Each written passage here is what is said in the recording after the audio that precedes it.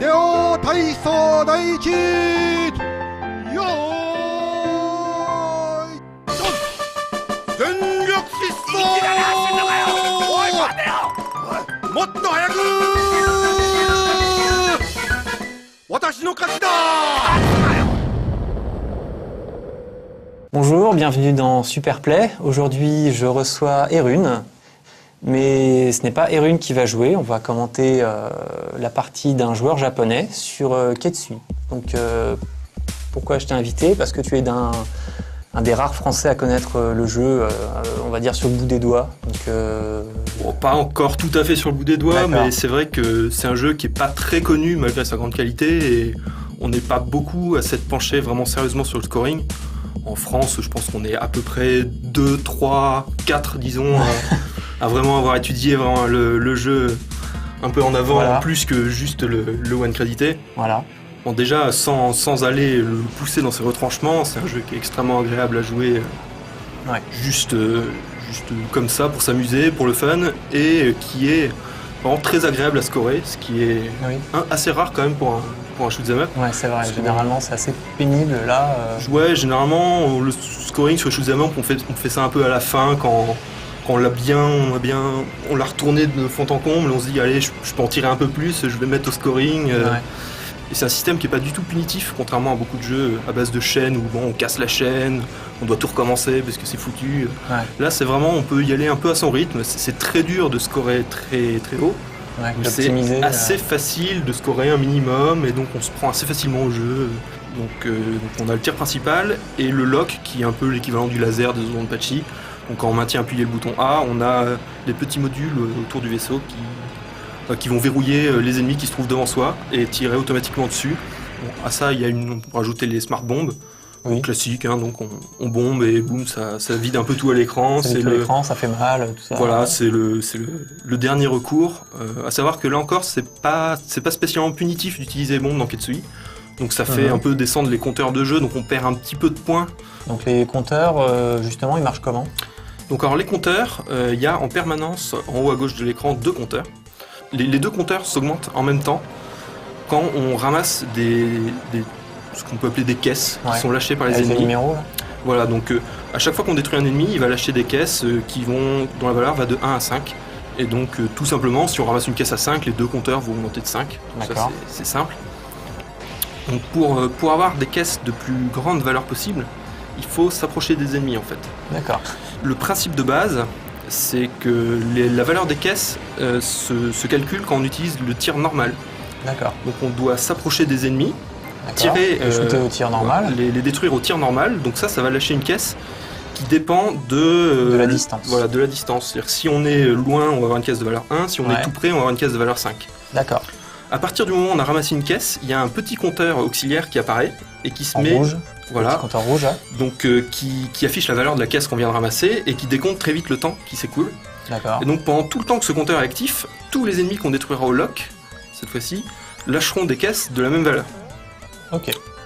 Donc le principe de base est simple, on s'approche de l'ennemi, on le détruit au shot pour ramasser une caisse de 5 si possible, et après on maintient enfoncé le lock et on balaye l'écran pour ramasser le plus possible de caisses 5.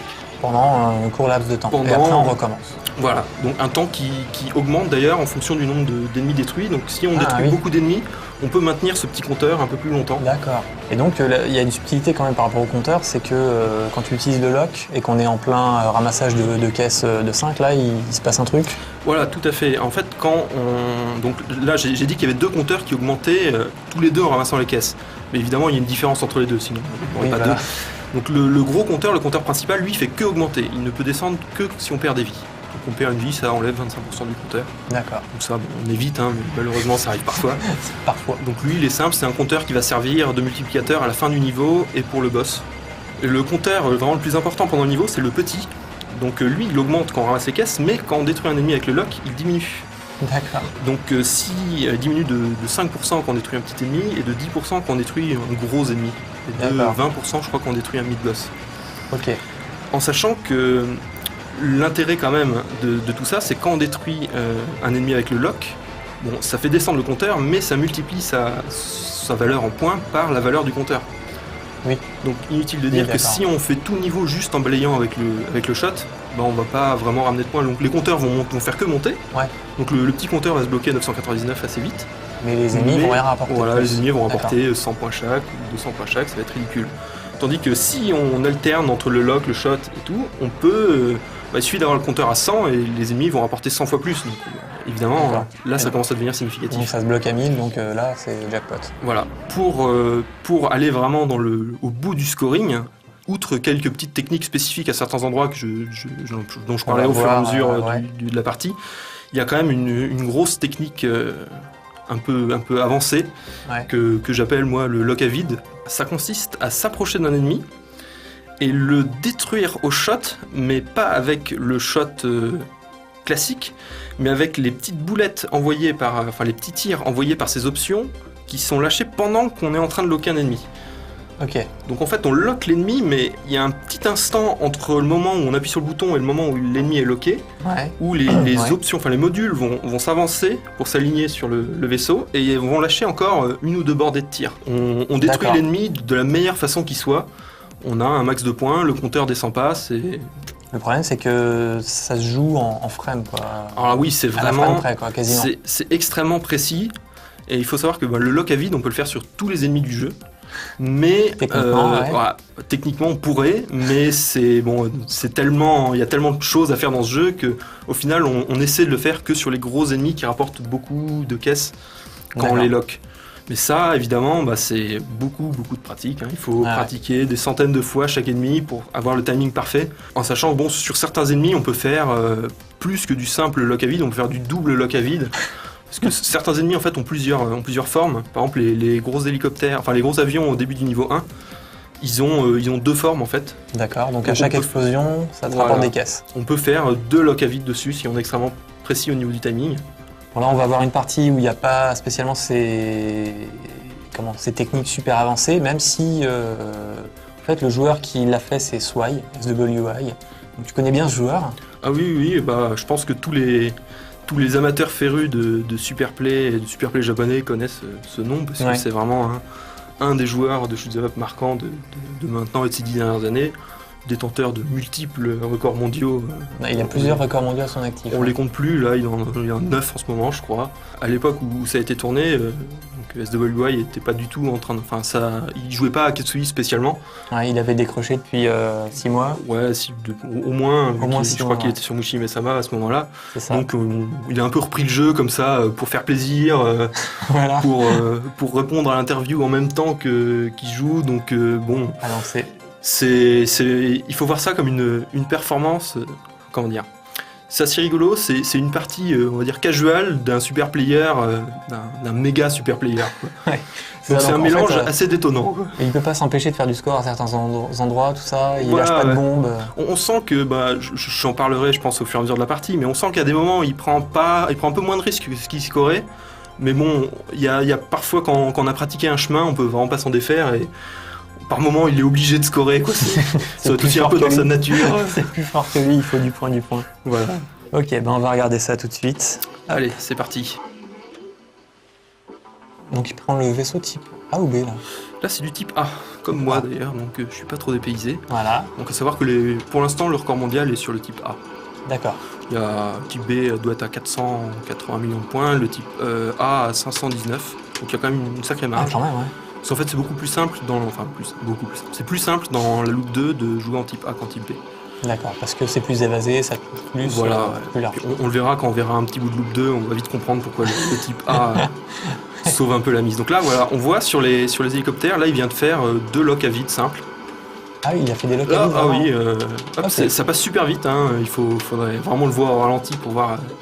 Donc il s'est approché et hop, il a fait une espèce de manip un peu magique là avec ses doigts et pouf, tout d'un coup, son compteur a augmenté d'un gros coup alors que son petit compteur le tout petit compteur là, de valeur de la caisse courante était à 1 quoi, il a alors pas qu'il a bougé. ramassé un gros tas de caisses à 5 sans bouger. D'accord.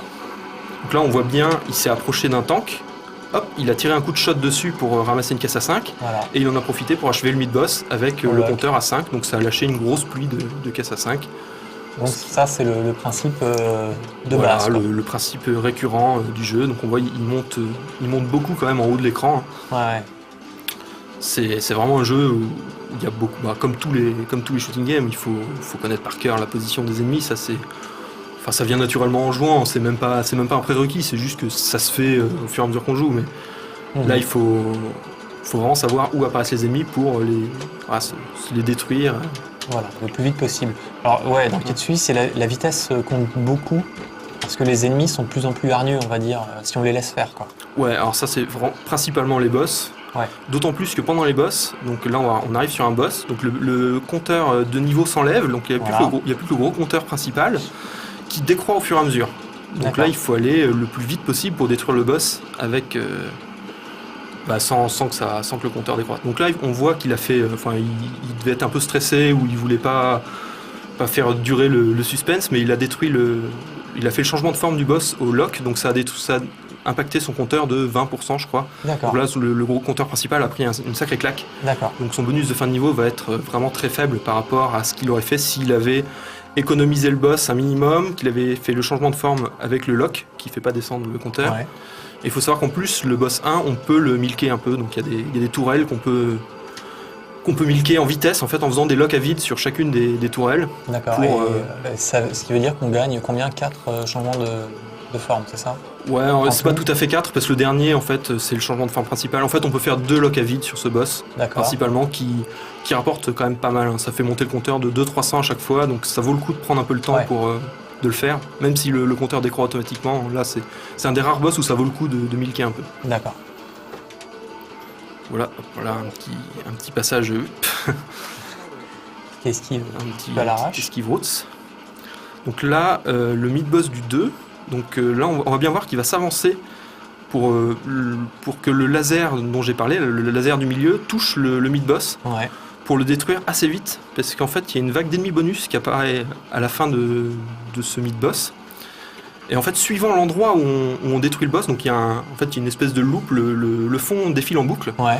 Et si on détruit le mid-boss au bon endroit, il va y avoir plein de petits ennemis bonus qui vont apparaître derrière. Donc le plus simple pour pas se compliquer la vie, c'est de se jeter sur le mid-boss et de le shooter tout le temps au max. Le plus vite possible. Le plus vite possible, et en fait ça fait le bon timing. Ok. Donc là il a un tout petit peu traîné, donc du coup il a raté quelques ennemis bonus. Ok. Mais donc c'est quand même pour ça qu'il s'était approché, c'est pour éviter de faire durer la chose. Donc il y aura la même chose sur le mid-boss du 5.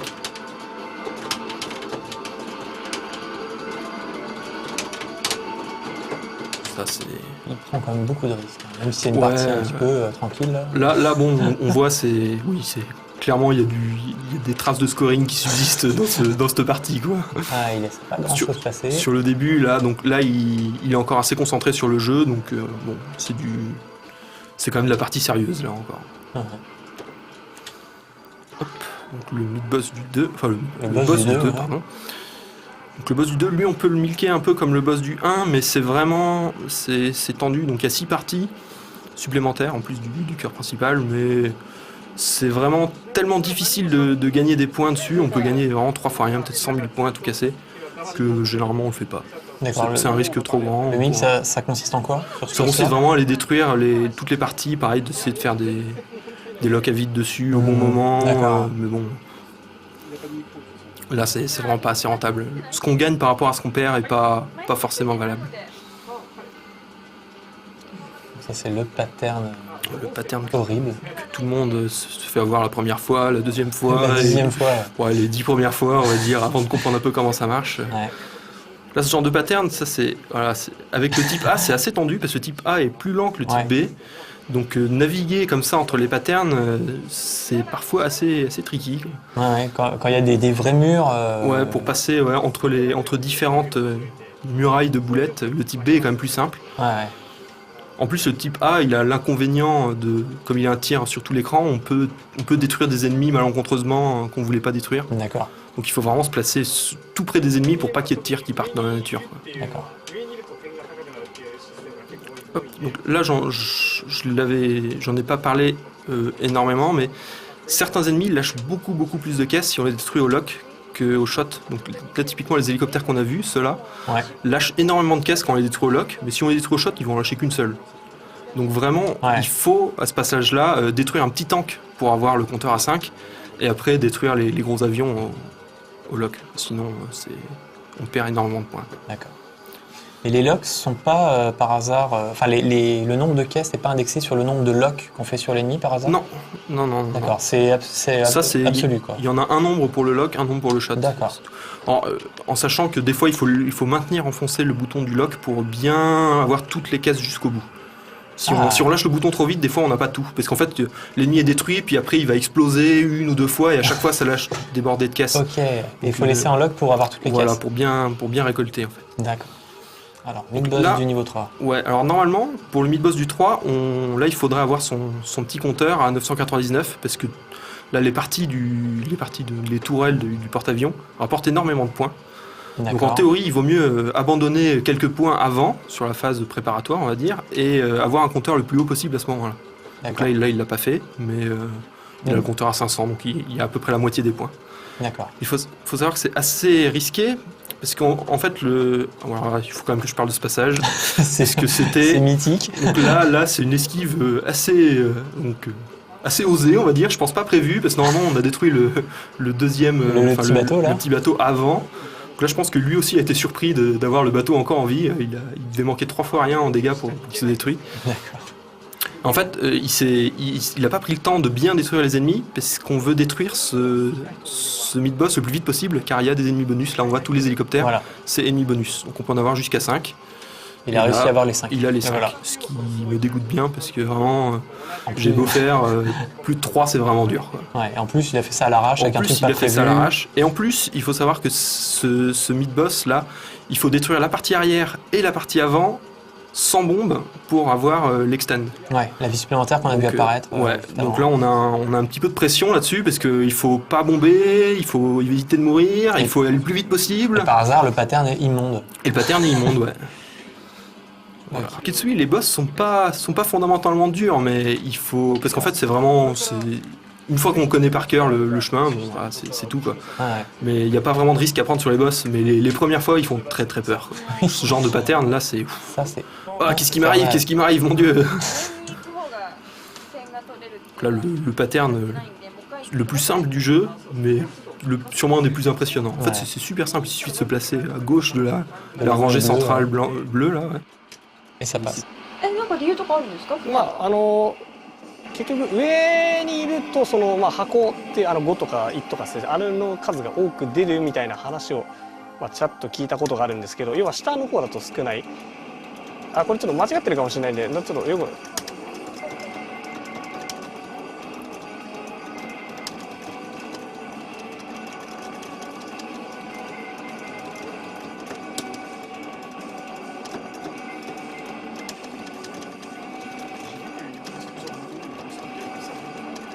ボタンいっぱい使ってらっしゃいますけど、ボタン、なんてですか？それボタン3つまでですね、これは。3つまで。一番右っていうのはこの普通にショットが押しっぱなしのなんですショット連射っていうんですかね、危ない。で要はそれを本来押しっぱなしにするとこういうロックショットっていうのがこのゲームは打てるんですけど、それをこっちがそういうのをしないでただショットを連射するっていう。使い分け。いやこっちが優先はA ボタンなんで必ず A っていうのは一番左なんですけど、別にC はここが C なんですけど、C を押しながらでも別にA を押せばちゃんと A が優先されるんで、別に離してもいいんですけど。S'inspirer d'un superplay comme ça, c'est plus facile que de chercher son chemin et de galérer quoi. Ça dépend en fait. Moi j'ai fait le test, en fait je me suis inspiré d'un superplay, enfin de plusieurs superplays même surtout le niveau 1. Ouais. Donc le niveau 1 vraiment je l'ai poussé à bout de tout ce qu'on peut faire. Pourtant je suis encore assez loin du score maximal qu'atteint le superplay, parce qu'il y a vraiment des doubles locks à vide à placer qui sont vraiment pas évidents. Et donc pour les autres niveaux, j'y suis allé vraiment à mon rythme. J'ai découvert le jeu au fur et à mesure, dans la douleur et les larmes, on va dire, parce que je crois que c'est le seul jeu où vraiment il m'est arrivé de trembler en mettant ma pièce dans la borne. Mes 100 premières parties, on va dire le premier mois où j'y jouais, c'était... j'approchais de la borne, je vais mettre mon crédit, mais je vais le perdre tout de suite. Qu'est-ce que je vais me prendre encore aujourd'hui? C'était vraiment le stress, quoi. D'accord. このゲームもちょっと真面目にやってみたかったんですけどね、この時はちょっと地元になかったっていうのとあって、いろいろそれでプレイヤーで結局そんなやり込みまではできなかったんですけど、まあでもやっぱり遊びでやってて全然面白いねこのゲームは。まあまず曲もいいですしね、結構ノリノリでよくやってたりすることが何気に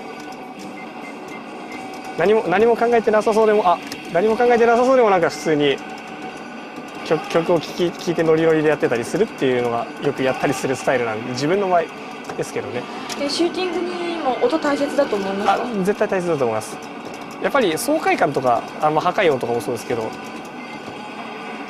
ゲームの曲とかあとは効果音とか、最近は結構そういうのがだんだんリアルになってきてて、そういう意味ではいいかなと思いますけど、逆にゲームシステムが正直だんだん作るのが難しくなってきてるっていうところですかね。本当に面白いって思えるゲームがですか、正直な話。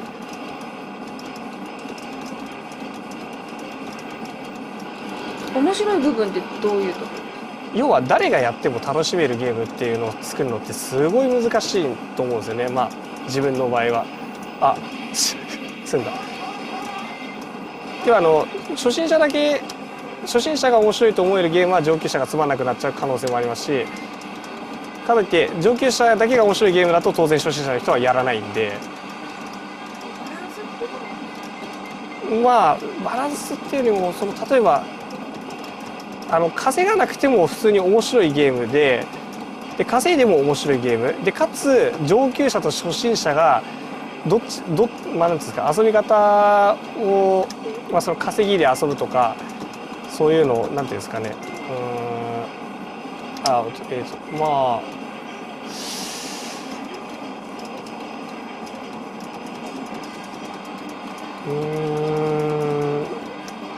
っとよくわかんないですけどね、ただその上級者が楽しめて初心者が楽しめるゲームっていうのは結局やっぱり稼ぎ要素もそうなんですけど、ただ単純に難しくするとか、あとは最近だとよくモード別、例えば初心者モードとか、いわゆる上級者モードはこっちをやれとか、ただそういうふうに分けたとしても本当にじゃあ面白いのかっていうとそうでもない、結構作るのは難しいんですよね。だから開発者側が苦しいのは結構そういうところじゃないかなっていう気はしますけど。Bombé, tu disais que c'était pas très dangereux, mais en fait, c'est pas très pénalisant. Alors ça fait descendre le compteur principal. Ouais. De je sais plus combien, 25%. Le petit compteur de 50%. Donc ça peut faire assez mal. Ouais. Mais surtout, en fait, ça conditionne l'accès à la deuxième loupe. Alors, donc la deuxième loupe normale, c'est utiliser 6 vies et bombes cumulées ou moins. Voilà, on a le droit de... Donc typiquement, dans le jeu, on a 6 vies, on a 3 vies, 6 vies supplémentaires. On a 2 vies supplémentaires de base, plus 2 extend à 20 et 45 millions, plus une extend au niveau 3, le porte-avions, plus une extend au niveau 5, qu'on va voir un peu plus tard. Donc voilà, ça fait 6 vies, donc si on joue sans bomber, il suffit de finir le jeu sans bomber. Mais bon, si on utilise des bombes, on peut utiliser 3 vies, 3 bombes, ce genre de choses. D'accord. Voilà. Et la deuxième loupe spéciale, il faut utiliser aucune vie et aucune bombe. C'est simple. C'est simple. Il n'y a pas de complications, quoi. C'est un peu plus simple à dire qu'à faire, mais voilà, c'est... Donc voilà, pour le coup, quand on vise la deuxième loupe, bomber, c'est proscrit, quoi. C'est sûr qu'il vaut mieux toujours bomber que mourir, mais... Donc c'est pour ça que là, on l'a pas vu bomber. Là, il a toujours pas bombé. Donc il a perdu quelques vies, parce qu'il est distrait par l'interview. C'est sûr que ça aide pas. Oui, il faut rester dans l'optique que là, il est en train de parler, tout ça. Oui, c'est vraiment une promenade en enfer. Ouais, c'est un peu ça. Voilà, ce genre de pattern. Donc là, sur ce genre d'ennemi, on peut faire des locks à vide assez simplement, et ça rapporte pas mal aussi. Ouais. Bon, il faut se coller là, à ce moment-là, paf. Là, tu fais à peu près la même chose ou... Ouais, là, je fais exactement le même trajet, quoi. D'accord. Sauf que toi, tu parles pas. Sauf que moi, je parle pas, et que moi, je le réussis pas. Même quand je parle pas, je réussis moins bien que ça. Je perds plus de vie en moyenne, quoi, on va dire. Hop. Donc là, le mid-boss du 5, qui a des parties qui valent assez cher. Donc là encore, il vaut mieux avoir monté un peu son compteur avant. Et il vaut mieux toutes les détruire. Donc là, il est parti du mauvais côté. Ouais. En fait, il y a 2 tourelles en haut. Quand on détruit la tourelle de gauche d'abord, il faut partir à droite. Et quand on détruit la tourelle de droite, il faut partir à gauche. Voilà. Il est parti à gauche après avoir détruit la tourelle de gauche. Et du coup, le pattern qui suivait était vraiment pas bon. Enfin, il n'était pas esquivable. Donc là, hop, une petite pluie. Là, c'est ce pattern-là qui l'a tué. En fait, quand on est bien au milieu, c'est assez gérable. Lui, il était coincé dans le coin, donc c'était pas possible. 敵の弾赤いのと青いのってありますが、それ違いは何かあるんですか？いやまあデザインじゃないですかね。場合によってはゲームに、当然一色で統一する場合もあれば、なんかカラフルにしてるものもよく見たりはしますけど。何かプレイヤーにとって違いはありますか？弾の色が違うと。弾の大きさとかによって同一色ですとなんていうんですかね、小さい弾がでかい弾の影に隠れていきなり画面内に現れてちょっとプレイヤーさんがびっくりするっていう場合がたまにありますね。Beaucoup d'ennemis, il faut vraiment les détruire vite avant que là, toi, il a laissé un vaisseau dans le coin et ça remplissait l'écran de boulettes. Ouais, après, il faut improviser, quoi. Ah oui, là, clairement, comme il joue pas son chemin parfait, il faut improviser un peu. Ouais.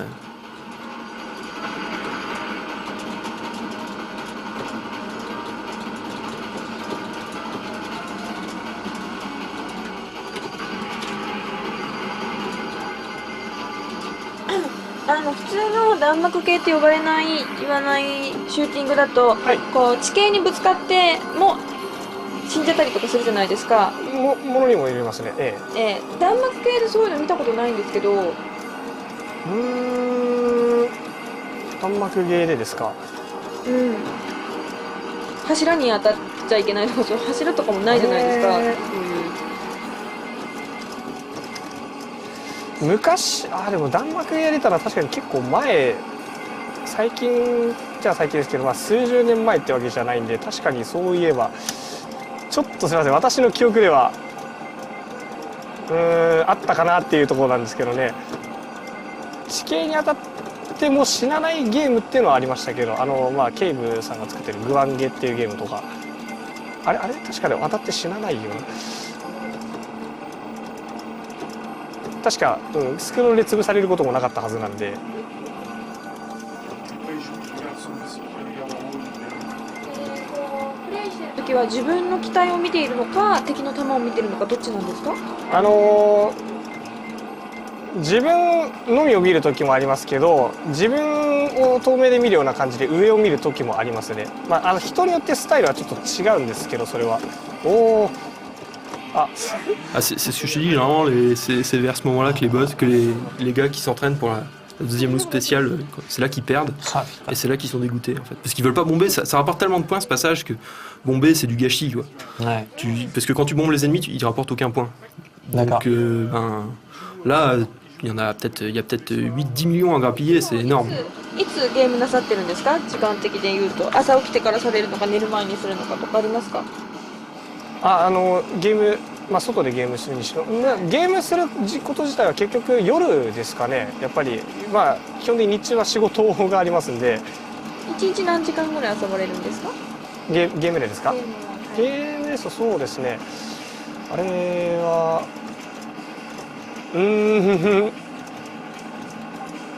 仕事の日ってことですかね。それとも休みとか。両方教えてください。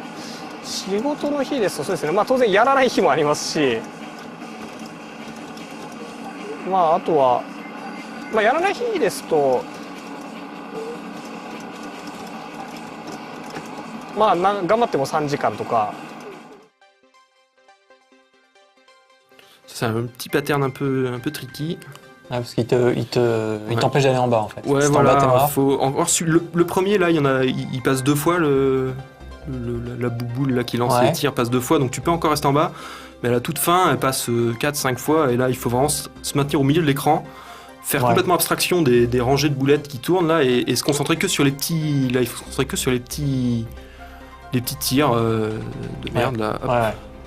On regarde pas du tout en fait les grosses rangées de machin, il suffit de tourner un peu en rythme. Là la musique aide bien, hein. Il faut boum, boum, c'est limite jeu musical en rythme joyeusement.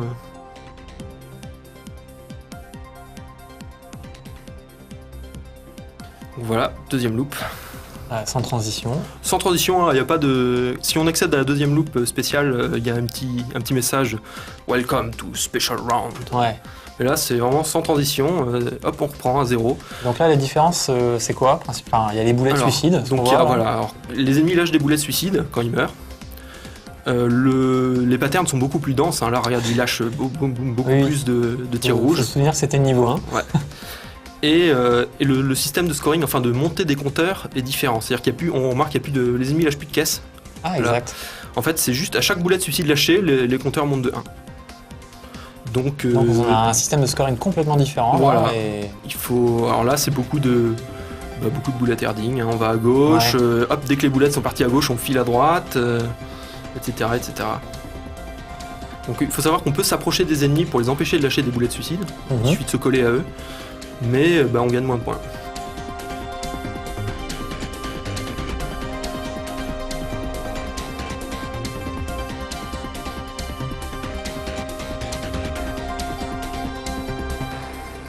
Tout à l'heure tu disais tu rappelais que Ketsui c'est un jeu qui laisse un peu place à l'improvisation, donc on peut toujours s'en sortir, s'inventer des petits chemins.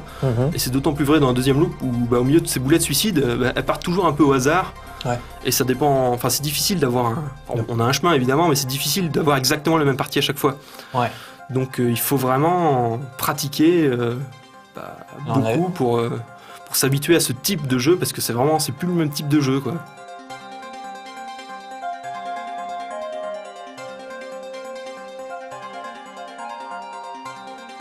Voilà, donc les différences entre les deux loops, donc la loop, deuxième loop normale, celle-là, donc c'est 6 vies ou bombes utilisées pour pouvoir y accéder, 6 vies ou moins. La spéciale, donc c'est 0. Donc toutes les deux ont des boulettes suicides et des patterns plus denses. Dans la deuxième loop spéciale, les compteurs descendent plus vite, c'est-à-dire que quand on détruit les ennemis, ils descendent de 5 et 10%, de 10 et 20% au lieu de 5 et 10. D'accord. Mais comme ça lâche plus de boulettes, au final, on s'y retrouve. On fait à peu près la même chose. Les bonus, les petites subtilités qui font que le scoring est quand même un peu plus élevé dans la deuxième loop spéciale, c'est que le compteur pendant les boss descend moins vite. Ah d'accord. Donc voilà, ça fait un plus gros bonus de fin de niveau. Le bonus de fin de niveau est multiplié par 2. Donc ça, pareil, c'est pas négligeable parce que ça rapporte quand même pas mal de points. Il y a peut-être 20% du score, c'est du bonus de fin de niveau si on perd pas de vie. Quand même. Oui. Ça dépend de ton nombre de vie et de ton nombre de bombes. Donc voilà. Si t'as accès à la deuxième loop spéciale, t'as perdu aucune vie, aucune bombe, donc t'as vraiment eu plein de bonus, plein pot. Donc voilà. Et surtout, il y a le True Last Boss, donc le fameux Doom-sama, mythique Doom-sama, devrais-je dire. Hein. Donc, en fait, normalement, selon la terminologie officielle, il s'appelle Doom.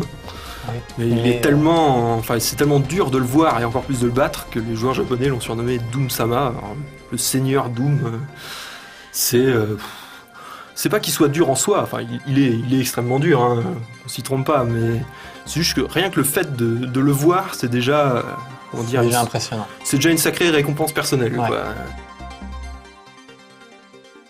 やっぱりこういう動かし慣れてないと、分かっててもできないっていうのが結構あるんですよ。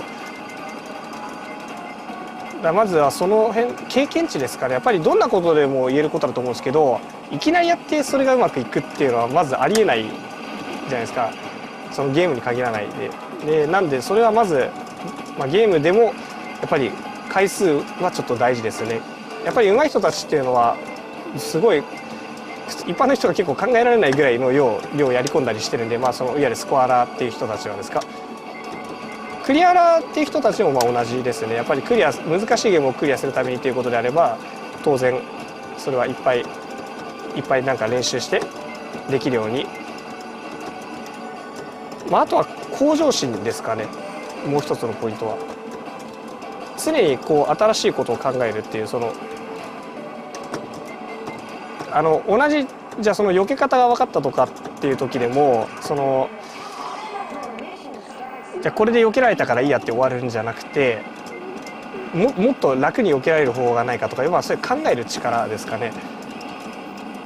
当然いくら避けられたって言っても、じゃあそれは毎回やって毎回避けられるのっていうふうになった時に、いわゆるそれがイエスって呼べる人は多分そうそういないはずなんで、そういう人ちゃんとできる人たちはそういうもう反復で今度やりつつ避け方も一緒に考えてて、これこうしたらもっと楽になるんじゃないかとか、そういうふうにどんどん綺麗にしていってるような人たちが結局、ああやってうまいプレーができる人たちってことですか。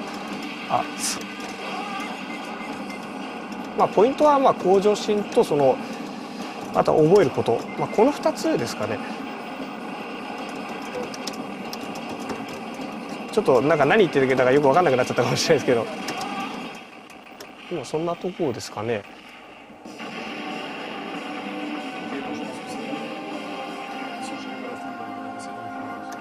ここで一応いいもの取れましたとのことです。ディレクター OK 出ました。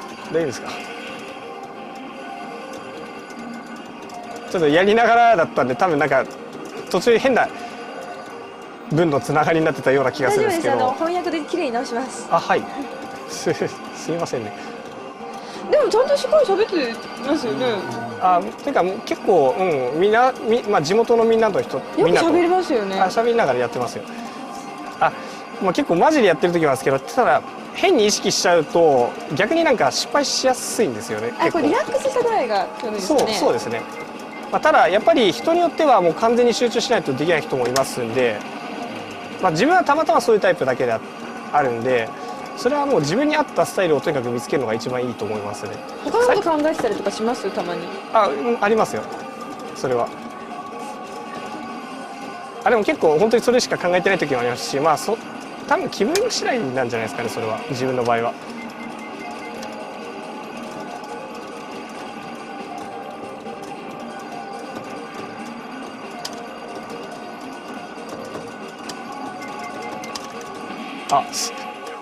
終わった。どうもありがとうございました。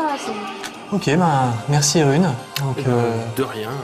tu continues quand même à jouer à Ketsui en ce moment ou... Ah oui, Toujours. je lâcherai pas le morceau avant d'avoir battu Doom. Moi, je vais d'ailleurs en style de rébellion, je vais pas l'appeler Doom Sama mais Doom Chan. Allez, ça c'est fait. Doom Chan, j'arrive pour toi dans longtemps, mais t'as encore le temps de voir venir les choses. Ok. C'est un jeu trop prenant pour que je l'arrête maintenant. Et oui, il y a eu un portage qui est un peu tombé du ciel, à la grande joie des fans de Shoot 'em Up, donc, qui a été annoncé seulement, on n'a pas beaucoup d'infos, on sait que ça va sortir normalement cette année, une version spéciale de Ketsui et une version spéciale de Nonpachi Daiojo Black Label, donc, qui sont selon moi les deux meilleurs shoots de Cave, D'accord. et donc probablement les deux meilleurs shoots du monde, donc j'ai qu'une chose à dire, c'est foncez.